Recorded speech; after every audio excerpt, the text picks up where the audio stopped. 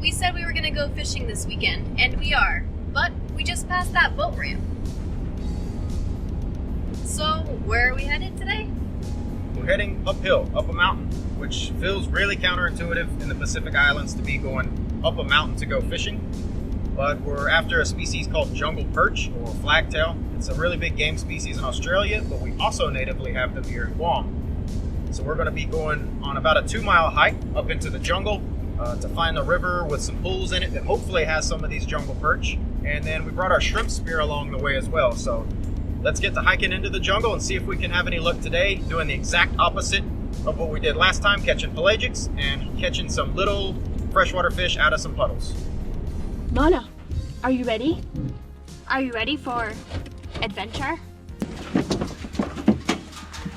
Okay.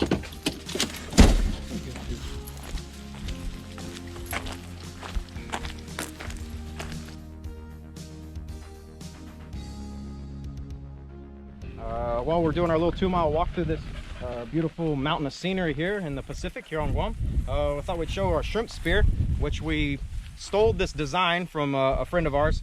And all it is, it's an old, pretty stiff fishing rod, and it's the bottom half of that fishing rod. You know, this used to be a 2-piece rod, and you just take the bottom half. We cut off the line guides here. Pretty rough job of that. And then on top, this is just a frog gig, or like a flounder gig that you can get from like anywhere on Amazon or any fishing shop for just $2 or $3, $4. And then this in here is just epoxy. This is just 2-part epoxy from Home Depot, the JB Weld putty, jammed up in there to bond the metal to the fiberglass. And on the back, we just put a piece of surgical tubing that you can get from any dive shop or just anywhere online. This is only like 2 feet of it, which is only like a couple of bucks. And then how it works is you put your hand through the surgical tubing or the rubber, whatever you have laying around, and then you reach up high on the pole. And then when you put it in the water, when you let go of it, it's pretty much like that. It's pretty much a Hawaiian sling, same idea as a Hawaiian sling. It's just smaller and a little bit easier to carry through the jungle, and much cheaper. So if you have an old broken fishing rod laying around, this is something cool you can do with it. So.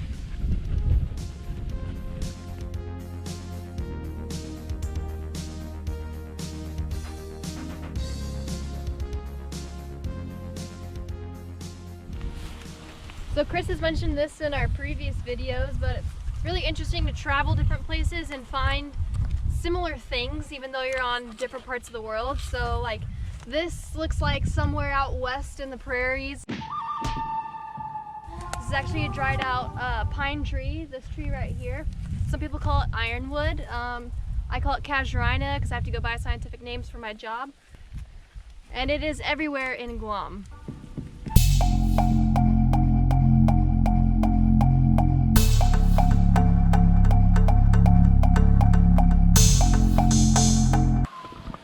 All right, so we have gotten way off the trail here.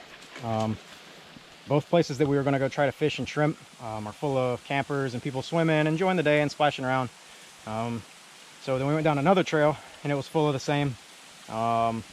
So we have gone way off the trail here, beaten through waist deep stuff, hoping we don't fall off a cliff. Things have not gone the way we planned, so in typical rock bottom fashion, here we are. Rock bottoming! You're rock bottoming! I'm not sure where we're at actually, but we're headed towards water and we're headed downhill, so hopefully this works out.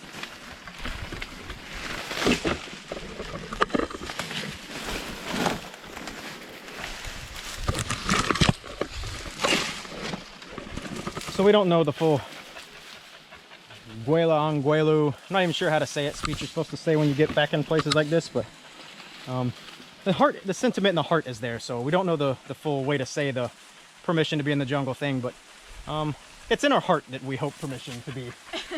So Please and thank you. Please and thank you. So We won't pee on anything. okay. Oh, tiptoe through the window, by the window, Santa will be come tiptoe through the tulips with me.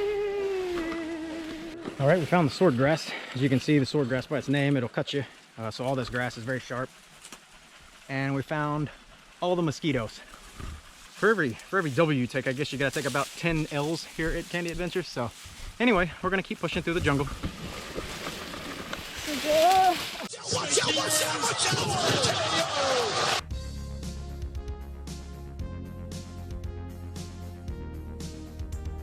Well, it looks like we popped out on a trail. We just went a different way, but we are walking next to the river, so end result, we got here, maybe not the easiest way. My little lady legs are nice and exfoliated now from all that sword grass.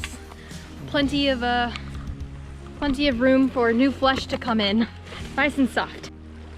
All right, so success, we've avoided all of the people. We've walked a little bit up this river and we've found this really big pool that probably has some jungle perch. We've seen some small ones, but I think there might be some big ones in here, as they would say in the South. Speaking of the South, this reminds us of trout fishing back home in North Carolina, where you're walking through the woods and you find these really nice creeks and streams and you're using these tiny little lures, little fly fishing lures. Oh, there it is. They hit hard. That is a jungle perch. First cast, that's what we came to catch. So like Chris said, these are native to Guam and they look a little bit like bass, really pretty shiny bass, and they have these black spots on their tail fins or caudal fin. Really pretty fish. First cast, that's we went from rock bottom in the jungle and we're back, baby. We're back. Why'd you throw it back, Chris? This is a fishery that would be very easy to fish out. So if everybody just came up here and kept every fish that they caught, this would be fished out super quick. And in Australia and a lot of places where they actually go after these fish, the species, a lot of people it's just catch and release, or maybe they just keep one. So hopefully we can keep one for a sandwich, but these are super beautiful fish and very aggressive. And I'm so excited that this is a new species that we can put on the roster.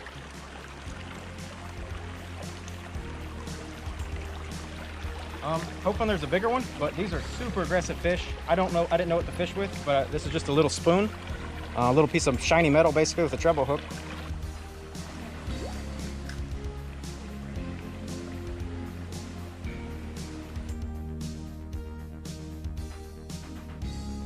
All right, so we found another little tributary stream cutting off. And kind of what we're seeing is that these jungle perch and the big shrimp don't seem to coincide in the same pool. So we're kind of thinking that maybe these super aggressive fish probably hammer those shrimp when they're small. So we're gonna go up this smaller tributary creek here and kind of explore around and fight the mosquitoes and see if we can find some shrimp hiding up here where maybe these fish aren't able to swim.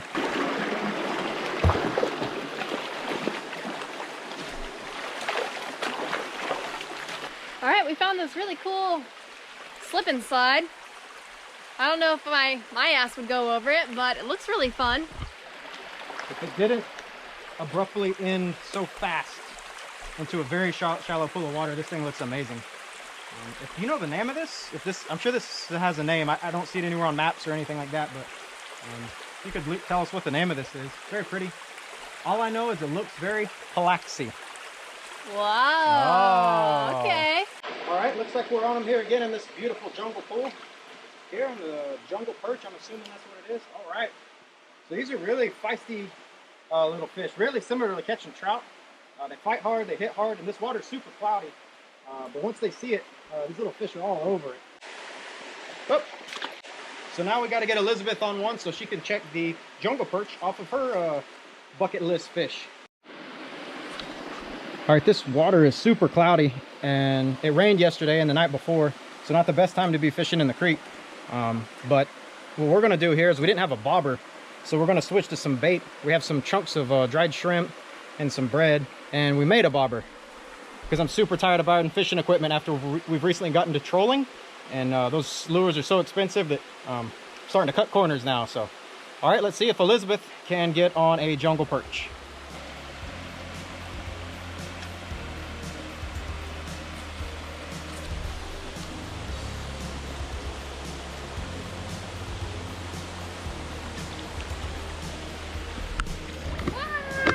Now we're talking. I got one.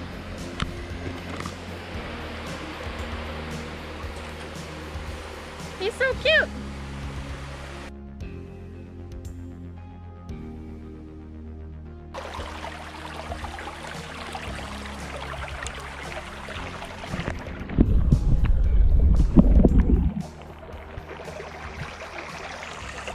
that is a freshwater eel. The rivers are pretty much full of them. That's a very, very small one. But it's still unsettling because in my head that's a snake every time I think to look down. But those are all in the rivers, and that's just a very small one. But they probably get 3 or 4 feet long and a lot fatter. But anyway, I've seen a ton of those today, just kind of sharing that. All right, so we're into the shrimp. Success with the homemade shrimp spear. That's a pretty big boy there. So a few more of these and we're gonna have some of these for dinner. We kind of decided against keeping any of the jungle perch just because we never got a real big one. We were only gonna keep one if it was really big and eat it, because this is such a small fishery. We didn't want to just come in here and keep a bunch of smaller fish. So anyway, we'll keep a couple of these shrimp though.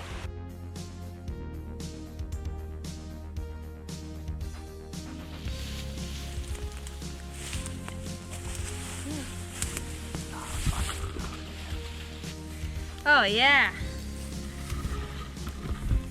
So, in our effort to explore and live up to the name Candy Adventures, we have, both going in and coming out of this area, decided not to use the trail. There's a lot of people camping down here, a lot of people doing their own thing, so we're just trying to avoid them, give them their space as we come to and look for shrimp and fish.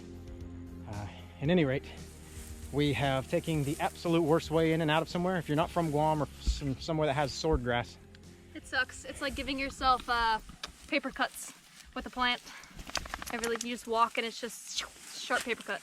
so that's why you see people when they hike on Guam, they always have gloves and pants, long pants and gloves, which we have neither of. It's very deceptive when you look at it from a distance. But it looks like short, lovely grass that you see in like Gladiator or something that you put your hands through in slow motion. It's not that. it is not the fields of golden wheat from Gladiator. This is definitely miserable. So we're learning. We made it out alive.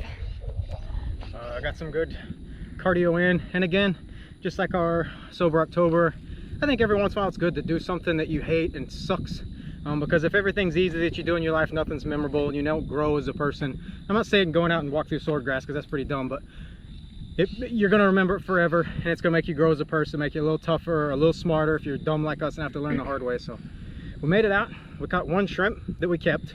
We missed all the rest, and we threw all the fish back that we caught. So I don't know what we're gonna do with it. Cook it? and we're just gonna throw it in the freezer, I guess, until we get some more, because we can't just have one shrimp for dinner. That's the most sad dinner that could probably exist. All right, well, welcome back to the failure of Candy Adventures. We couldn't have it too sweet for too long. no, we caught the fish. We each caught one of the fish at least, so Yeah. that's a success. So you know the rest of the video has to be an atrocity, kind of like what our last 2 hours walking through the swordgrass has been, and the first 2 hours of our day. Yep.